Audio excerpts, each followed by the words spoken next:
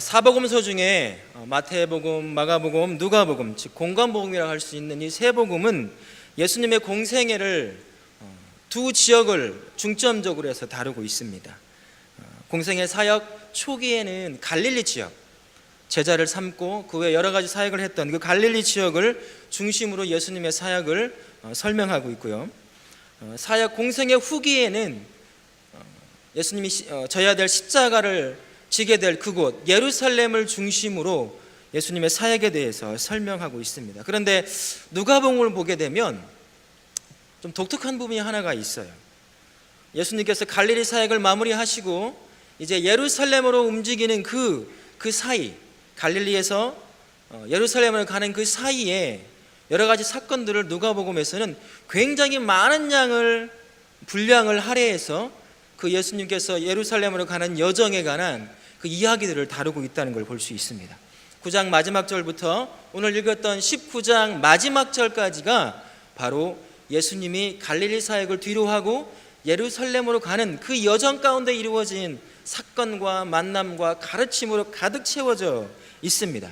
이 말씀 중에 오늘 함께 보시고자 하는 것은 19장인데요. 그 앞장을 한번 먼저 보면 참 좋겠습니다. 18장을 보게 되면 6가지의 사건과 가르침, 나눔 이런 것들로 이루어져 있습니다. 가장 먼저는 과부와 누구죠? 불의한 재판관에 관한 이야기가 있습니다. 그리고 그 다음에는 바리새인과 세리의 기도하는 모습을 다루고 있고요. 둘 다 비유로 볼 수 있습니다. 그리고 예수님이 어린아이를 오는 것을 방해하는 것을 그렇지 말라, 내게 오는 것을 오지 못하게 막지 말라라고 말하는 장면, 그 부분이 있고요. 네 번째로는 부자 청년 관원에 관해서 다루는 그런 말씀이 18장 중간 부분에 좀 있습니다. 그리고 그 이후에 예수님이 제자들을 향해서 예루살렘을 가야 될 이유, 내가 지게 될 십자가, 그리고 죽음, 그리고 부활, 그것을 다시 한번 제자들에게 가르치는 단락이 있습니다. 그리고 마지막으로 18장 마지막 절에는 시각장애인을 치료하는 장면이 나옵니다. 이 6가지의 사건과 만남과 그리고 예수님의 비유의 사건에 보게 되면 4가지 중요한 주제가 있음을 발견할 수 있는데요. 첫 번째는 하나님의 나라가 어떠한 것이며 그 나라에 살아가는 사람들은 도대체 누구인가를 가르쳐 주고 있다는 것입니다. 하나님의 나라는 이 땅의 나라의 원리, 이 땅을 이끌어가는 원리와는 다른 그런 원리로 하나님의 나라가 이루어져 있다는 것이죠. 이 땅은 어떻게 이끌어 가시나요? 권력과 돈과 명예와 다양한 것들, 눈에 보이고 잡히고 누릴 수 있는 이 땅의 것들을 통해 이 땅의 나라들이 세워지고 넘어지고 한다는 것입니다. 하지만 하나님의 나라는 그렇지 않다는 것입니다. 예수님의 비유를 통해서 보게 되면 과부 또 있죠. 그 다음 죄인, 세리, 어린아이, 눈이 보이지 않는 시각장애자, 이 사람들은 이 땅의 원리를 본다고 한다면 하나님 나라에 들어갈 수가 없었습니다. 그들은 다 연약한 자요, 버림받은 자요, 외면당하는 인생들이었거든요. 다 어찌 보면 세리는 세리처럼 죄인 취급을 당하는 사람들, 그 당시 유대 사회에는 전혀 도움이 되지 않는 그러한 연약한 자 중에 연약한 자, 있어도 그만 없어도 그만한 그러한 인생들이었어요. 그러니 그런 사람들이 살 수 있는 나라, 유대 땅에는 없었던 것이죠. 하지만 하나님의 나라는 그런 사람이 하나님의 백성으로 인정받을 수 있는 땅이 나라가 바로 하나님의 나라다라고 예수님이 예루살렘을 가는 그 여정 가운데 가르쳐 주고 있는 것입니다. 또 한 가지는 하나님의 나라의 백성은 누구냐? 우리가 알 수 있는 것처럼 눈에 보이는 그 사람이 가지고 있는 부와 명예와 지위, 그가 가지고 있는 학식, 이런 것들을 기준으로 하나님의 백성이 세워지지 않는다는 것입니다. 그것은 이 땅에 사람들에게 속하는 것이고, 하나님의 백성은 사람이 무엇을 가졌느냐, 어떠한 위치에 있느냐, 그가 누구냐, 그의 외모가 어떠하냐 중요치 않다는 것입니다. 그래서 과부도, 인간 취급 못 받던 어린아이도, 눈이 보이지 않는 저주받은 인생으로 여겼던 시각장애자도 하나님의 나라의 백성이 될 수 있다는 것을 가르쳐주고 있는 것입니다. 두 번째 주제는 자신을 한없이 낮추고 하나님이 아니면 나는 살 수 없는 존재입니다. 주님이 아니면 나는 죽습니다. 내가 살기 위해 나의 모든 걸 내려놓고 주님을 전적으로 신뢰하고 주님께 나의 모든 것을 의지합니다. 그렇게 하나님만을 의지하는 사람이 하나님 나라의 하나님의 백성이 될 수 있다는 것을 예수님이 가르쳐 주고 있죠. 보십시오. 과부는 어떤 존재입니까? 아무도 도와줄 사람이 없었어요. 오직 누구만 의지했죠? 불의한 재판관만 의지할 수밖에 없었어요. 전적으로 그에게 의지해서 자기가 가지고 있는 문제 그만이 해결할 수 있기에 그에게 전적으로 의지합니다. 그렇죠? 또한 어린아이는 어떻습니까? 어른이 없으면 아무것도 못해요. 죽습니다. 시각장애자는 어떨까요? 제 경험을 하나 얘기를 드리면 제가 신대원을 다닐 때 시각장애자 도우미를 좀 했습니다. 2년 가까이. 아는 형님이 전도사님이신데 시각장애자이셨어요. 어깨에 왼손을 얹고 수업 들으러 가고 기숙사에 같이 오고 밥 먹으러 같이 가고 많은 교제를 나눌 어느 날 그 형님이 그러시더군요. 내가 아주 추운 겨울날 기숙사에서 너무 답답해서 잠깐 벽을 잡고 나가서 바람을 쐬고 들어오려고 하는데 그 추운 겨울날 방향 감각을 잊어버린 거야. 어디로 가야 할지, 내가 어디서 돌아서 들어왔는지가 도저히 방향을 못 잡겠더라는 것입니다. 그렇게 1시간 반, 2시간을 대충 입은 옷으로 그 추운 기숙사 앞에서 헤매고 있었다는 거예요. 근데 감사하게도 좀 멀리서 이제 도서관에서 오랫동안 공부하고 오던 전사님을 만나서 아주 안전하게 이제 기숙사에 들어왔다라고 하더라고요. 시각장애자는 돕는 사람이 없으면 살 수가 없습니다. 하나님의 나라의 백성은 그런 자들, 누군가의 도움을 받아야 되고 그에게 전적으로 의지하지 않으면 살 수 없는 자, 즉 하나님께 전적으로 의지하는 자가 그의 나라의 백성의 자격이다라고 가르쳐 주고 있는 것입니다. 마지막으로 하나의 주제는, 또 다른 주제는 인생의 무거운 짐진 것들, 세상의 낙오자들, 고립된 사람들, 버림받은 사람들, 그런 사람들을 찾아 구원하기 위해 예수님이 오셨다는 사실을 18장 6가지의 사건들을 그 나눔과 교제와 그리고 비유를 통해서 우리에게 가르쳐 주고 있는 것이죠.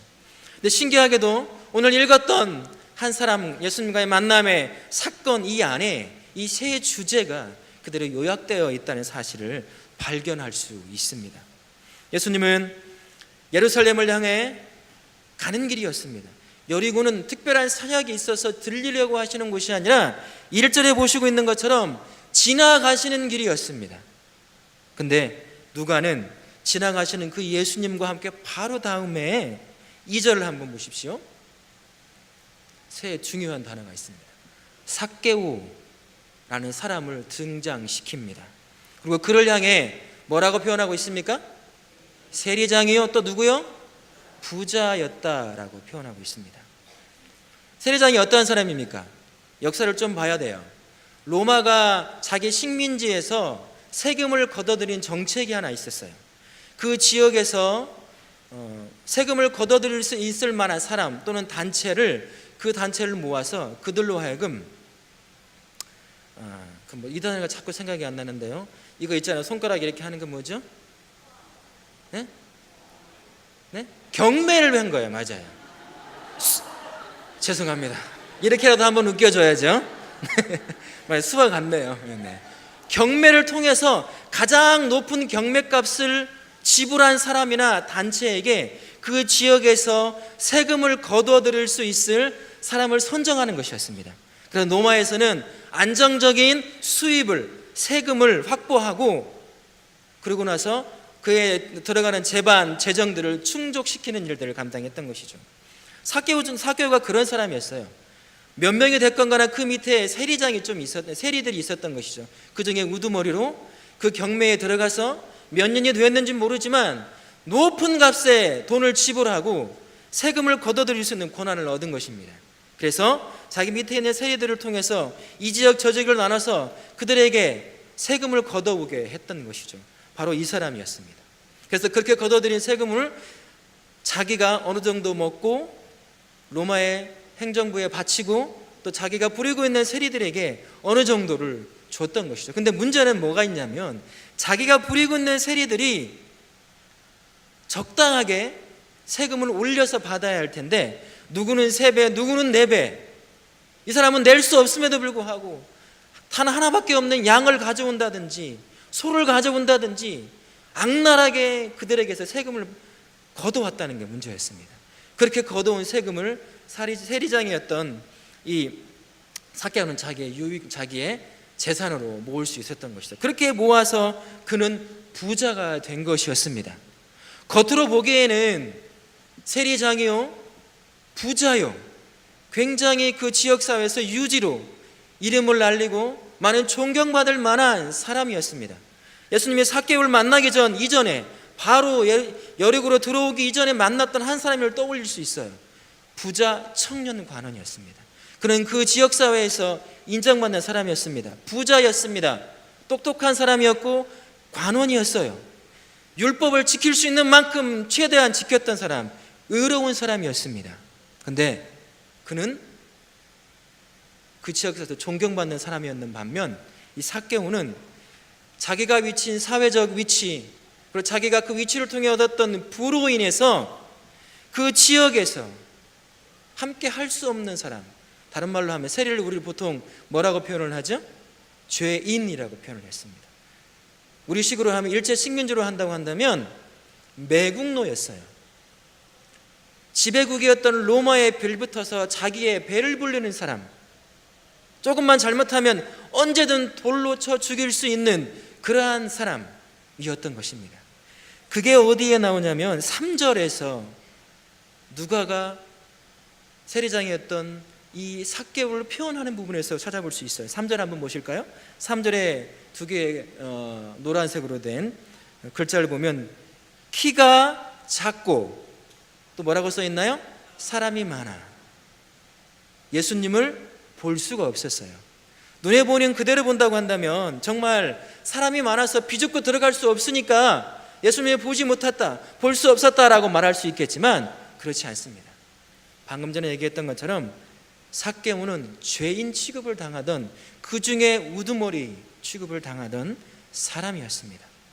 사람들을 만지고 그 틈을 비집고 들어간다는 것은 돌을 맞아 죽을 각오를 하지 않으면 갈 수 없는 것이었어요. 그러면서 또한 누가는 삭개오를 두고 이렇게 표현합니다. 그가 그런 사람들에 둘러싸여 있는 그가 과연 어떠한 사람인가를 어떻게 표현하고 있냐면 키가 작다라고 표현을 하고 있어요. 물론 눈에 보이게 키가 작을 수 있습니다. 그래서 키가 작으니 키 큰 사람들의 틈에 끼어서 볼 수 없었다고 말할 수 있겠지만 그것보다 더 깊은 의미는 삭개오가 유대 공동체 안에서 있었던 자기의 그 삭개오의 심리적 상태, 그는 극히 작은 자 중에 작은 자였어요. 많은 사람 앞에 나아갈 수 없는 사람, 이 죄인됨에 주눅이 들어 많은 사람 앞에 나아가 자신을 드러낼 수 없고 자신이 누군지 그리고 자기와 함께 나눌 수 없는 그러한 사람을 심리를 보여주고 있다는 것입니다. 실제적으로도 이 유대 공동체 안에서 삭개오는 극히 작은 자였어요. 아무도 인정해 주지 않았습니다. 여러분 아시죠? 유대 사회에서 어린아이는 인구수에 들어갑니까? 안 들어갑니까?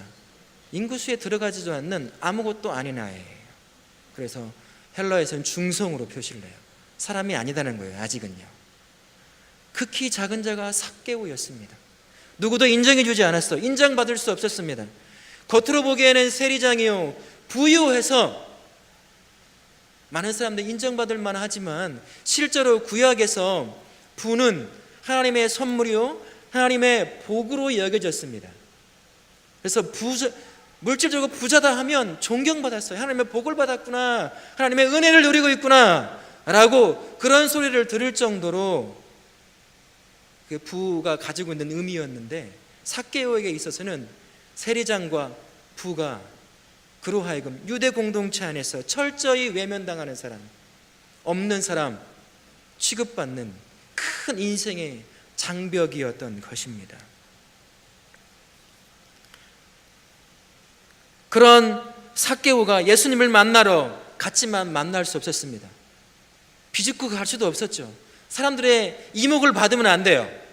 저 죄인이 나왔구나, 저 죄인이 감히 우리 틈에 끼려고 한다고? 이런 소리를 들어 돌을 맞을 수 있기 때문이에요. 그래서 남들이 주목하지 않게 멀리 돌아서 예수님이 갈 만한 그 길에 먼저 앞서서 달려가는 겁니다. 남들이 몰래. 그래서 그곳에 있던,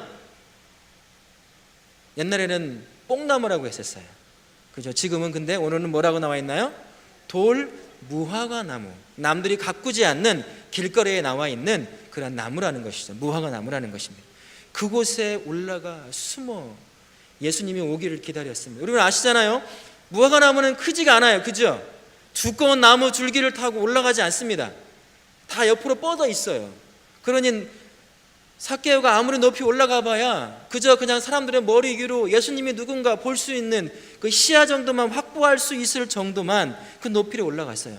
근데 무화과 나무가 가지고 있는 특징 중에 하나가 또 뭐가 있죠? 잎이 어때요? 크죠. 무성한 무화과 나무면 그 앞에 들어가 숨을 수 있는 충분한 공간이 만들어져요. 삭개오는 무성한 무화과 나무 잎으로 남들이 주목하지 못하게, 예수님이 주목하지 못하게 자신을 가리고 숨어서 예수님이 오기만을 기다리고 있었던 것입니다. 근데 오늘로 표현해 보니까 5절에 보시면 이런 표현이 있어요. 5절에 보면 상반절에 예수께서 그곳에 이르사, 그곳은 어디예요? 어디입니까? 삭개오가 무화과나무에 숨어 있는 그 장소입니다. 그 장소에 다다라 예수님이 고개를 들어 삭개오를 쳐다봅니다. 삭개오, 신속하게 내려오시오. 오늘 내가 당신의 집에 가서 유하여야겠습니다 라고 말합니다. 우리 성경에는 나타나지 않지만 5절 하반절에 보면 내가 오늘 내 집에 유하여야 하겠다 이렇게 되어 있는데요, 실제 헬라어에 보게 되면 조동사 하나가 들어가 있어요. 영어로 말하면 must라는 말이 들어가 있어요.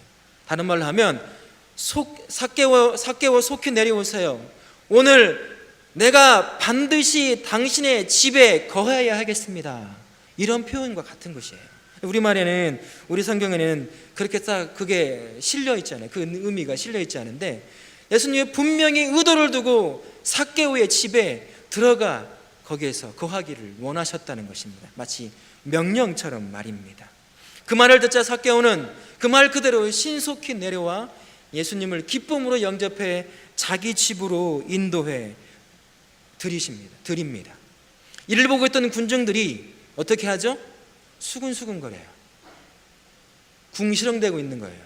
또 다른 말로 하면 불만을 표하고 있다라고 표현도 할 수 있습니다. 왜 이 사람들은, 군중들은 불만을 표하고 있을까요? 왜요? 자신들이 죄인이라고 낙인 찍어놓은 삭개오, 우리랑 함께 할 수 없어, 저 사람은 있으나 마나한 사람이야, 우리랑 절대 함께 할 수 없어 라고 낙인 찍어 놓은 그 삭개오와 함께 그의 집에 들어가고 있기 때문이에요. 참 놀랍게도 하나님은 이 궁시렁대고 불만스러운 말로 이야기하는 이 사람들의 입을 통해서 왜 예수님이 삭개오 집에 들어가야만 했는지를 알려주고 있습니다. 한번 같이 7절 하반절을 한번 볼까요? 이렇게 되어 있습니다. 궁시렁대고 수군거려 이르되 저가 죄인의 집에 뭐 하라고요? 유하러 들어갔도다 하더라. 우리말에는 유하러 하잖아요. 그 안에 거하러 들어간다는 얘기인데 머물러 들어간다는 건데, 사실 이거는 참 독특한 단어입니다. 어떤 의미냐, 헬라어로 카탈로라고 하는 단어인데요, 파괴시키다, 무너뜨리다, 없애버리다, 하던 일을 중단시키다, 그만두다, 멈추다 라는 것이 기본적인 의미로 쓰여지는 단어입니다. 한번 넣어서 해석해보면 참 독특합니다. 이렇게 볼 수 있어요. 예수님은 여리고로 가는 길이 아니었습니다. 여리고로 지나가는 길이었고 예루살렘을 향해, 목적지를 향해 가고 있는 길이었습니다. 근데 삭개오라고 하는 한 사람을 위해서 자신의 일정을 스톱시키고 삭개오의 집에 반드시 머물러야겠다고 하시며 그 집에 머무르신 것이죠. 뿐만 아니라 그 집에 머무르면서 삭개오의 인생을 둘러싸고 있는 많은 문제들 있죠. 죄인 취급받았습니다. 심리적으로 극히 나약한 존재였습니다. 그 지역사회에서 없어도 될 사람, 죄인 취급받던 인생, 극히 작은 자 중에 작은 자였습니다. 그의 인생에 그만한 많은 문제가 있었다는 것이죠. 예수님은 그의 집에 거하며 그 삭개오의 문제를 해결하기를 원하셨던 것입니다. 무너뜨리기를 원하셨던 거예요. 그를 주눅들게 하고 그로 하여금 그답지 못하게 살게 하는 그 삶의 문제를 깨끗이 망가뜨리고 없애고 무너뜨리기를 원하셨던 것이 바로 예수님이셨던 것입니다. 그래서 그 집에 내가 반드시 너의 집에 거해야 하겠다라고 말씀하고 있는 것입니다. 그러자 이 소리를 듣자 삭개오는 참 이전에 만났던 부자 청년 관원과는 전혀 다른 고백을 합니다. 부자 청년은 실제로 예수님에게서 요구를 받았어요. 네가 나를 따르고자 하느냐? 네가 영생을 얻고자 하느냐? 네가 누리고 있는 그 부, 네가 자랑 삼아하는 그 율법을 잘 지켜내는 네 의를 버려라. 그리고 나를 따르라 라고 합니다만 이 부자 청년 관원은 그의 인생에 부와 자기 의가 없으면 살 수 없는 사람이었습니다. 그래서 슬픈 얼굴을 떠나갔어요. 하지만 삭개오는 달랐습니다. 예수님의 이 말씀을 듣고 삭개오는 갑자기 이런 고백을 합니다. 어떤 고백을 하나요? 내 소유에 있는 내가 소유한 소유물 중에 반절을 누구에게 주겠다고 말씀합니까? 가난한 자에게 주겠다고 말합니다. 그리고 혹시나 만약 내가 누구 것을 속여서 빼앗은 것이 있으면 어떻게 하겠다고 얘기하죠? 4배를 갚겠다라고 합니다. 4배라는 말은 구약시대에 옆집의 이웃의 가축이나 이것들을 상해하거나 죽일 때 갚을 수 있는 최상의 보상법이었어요. 그러니까 내가 누군 것을 빼앗은 것이 혹시나 빼앗은 것이 있다고 한다면 그에게 내가 4배를 더해서 갚겠다라는 표현입니다. 사실 아까 조금 전에 말했던 것처럼 삭개오는 세리장이잖아요. 어쩌면 직접 세금을 거두러 나가지 않았을 수도 있었습니다. 자기 밑에 부하로 두고 있는 세리들이 가서 세금을 걷어오고 그것을 모아서 로마 정부에 주고 나머지는 자기의 수입으로 그리고 나머지는 자기가 부리고 있는 다른 세리들에게 월급 형태로 주는 그런 위치에 있었다고 볼 수 있는 것이죠. 어찌 보면 이런 말을 하지 않아도 될 수 있어요. 자기 책임이 아니라고 말할 수도 있겠죠. 근데 자기가 부리고 있는 사람들이 혹시나 불법적으로 너무나 많은 세금을 올려받아서 어떤 사람에게는 양 한 마리밖에 없는데 세금이 없다고 그것을 빼앗아 오는 혹시나 그런 일을 했다고 한다면 내가 그들을 대신해서 4배를 더해 갚겠다 이렇게 고백하고 있는 거예요. 그러니까 자기 재산을 이제 다 주겠다라는 말이죠. 이 고백을 듣고 예수님이 하신 말씀이 무엇입니까? 9절을 한번 보십시오. 이 집에 무엇이 임했다고요? 구원이 임했다. 왜요? 써 있잖아요. 노란색으로. 이 사람도 아브라함의 자손이므로다. 다른 말로 하면 이도 하나님의 백성이요 하나님의 자녀다라는 것입니다. 그리고 예수님께서 이렇게 말씀을 하시며 마무리하십니다. 내가 이런 자를 찾아서 구원하려고 지금 여기에 왔다.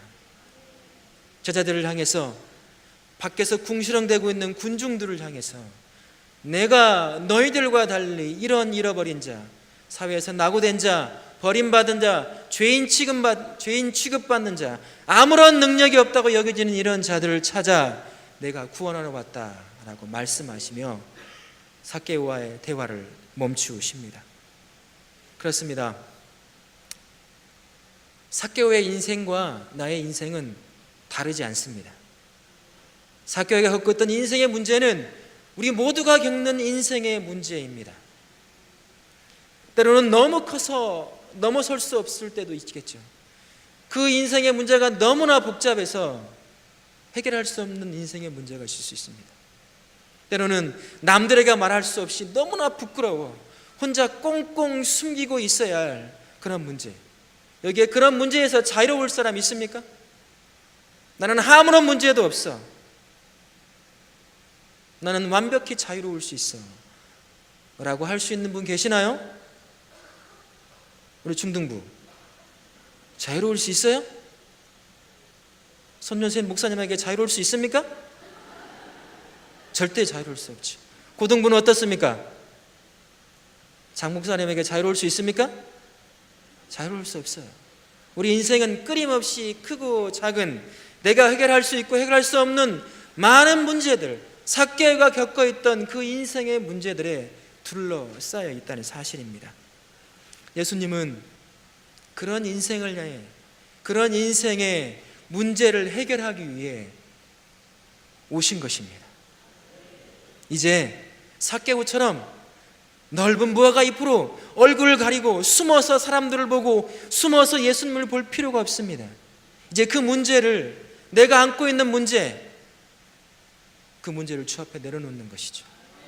주님이 그것을 완벽히 깨부수고 해결하도록 그 앞에 내려놓아야 하는 것입니다.